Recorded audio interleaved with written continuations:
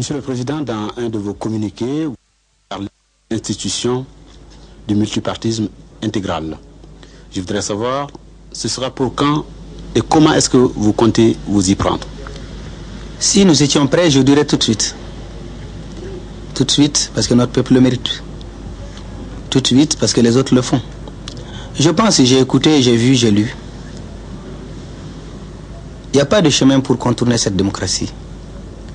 Nous avons épousé, sinon entamé, un monopartisme qui n'a fait que nous créer des problèmes, qui ne n'a fait que tarir des talents, qui n'a fait que bâillonner des bonnes volontés.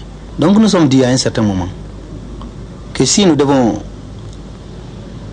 prendre le pouvoir et pour le peuple malien, nous devons accepter de tenter une autre expérience.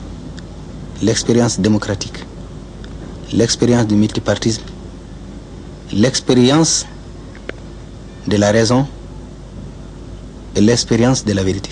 Monsieur le Président, en 1968, le président Moussa Traoré, quand il accédait au pouvoir à la tête du CMLN, avait promis le retour dans les casernes pour les militaires. Vous, aujourd'hui, vous promettez également le retour dans les casernes avec, vous l'avez dit, l'institution du multipartisme intégral. On est obligé de vous poser la question de savoir, est-ce que ce sera comme avant? Autrement dit, est-ce que les militaires vont rester au pouvoir comme le CMLN l'a fait? Ou quelle est votre politique de gouvernement? Dans un premier temps, d'abord, je voudrais quand même qu'on précise les choses. J'ai accepté de prendre la présidence de cette organisation tout en félicitant la bonne volonté de mes anciens qui sont là-dedans, qui sont plus anciens que moi dans le grade, qui ont accepté à ce que je puisse être leur porte-parole. Je tiens d'abord, comme en tout bon malien et en cadet, de les dire l'expression de toute ma gratitude. Peut-être que Moussa Traoré et ses hommes, lorsqu'ils sont venus en 68, étaient peut-être de bonne foi. Ils ont dit par mauvaise fréquentation peut-être, par mauvais conseil peut-être, dévier, je m'engage.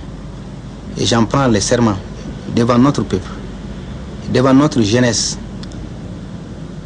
que moi, en tout cas, pour ce qui me concerne, dès que la situation rentrera dans l'ordre, dès qu'un président de la République sera élu par les voies démocratiques et régulières, eh bien, nous partirons, et ceux qui ne veulent pas partir, qui laissent tomber les galons militaires et qui s'engagent à faire de la politique.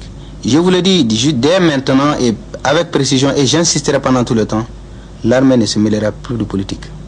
L'armée rejoindra sa caserne. L'armée sera la garante de la Constitution. L'armée sera sous l'autorité du pouvoir politique en place. L'armée sera au service du peuple malien. Un point, un trait, et c'est tout. Monsieur le Président, en introduisant votre appel ce matin, je disais un soleil nouveau se lève sur le Mali. Selon vous, sous quel signe? Le signe de la non-violence. Il faut bannir ce qui s'est passé à jamais. Nous collaborerons avec tous les Maliens de l'intérieur et de l'extérieur qui sont prêts encore à consentir un petit peu de sacrifice pour le bonheur de ce pays.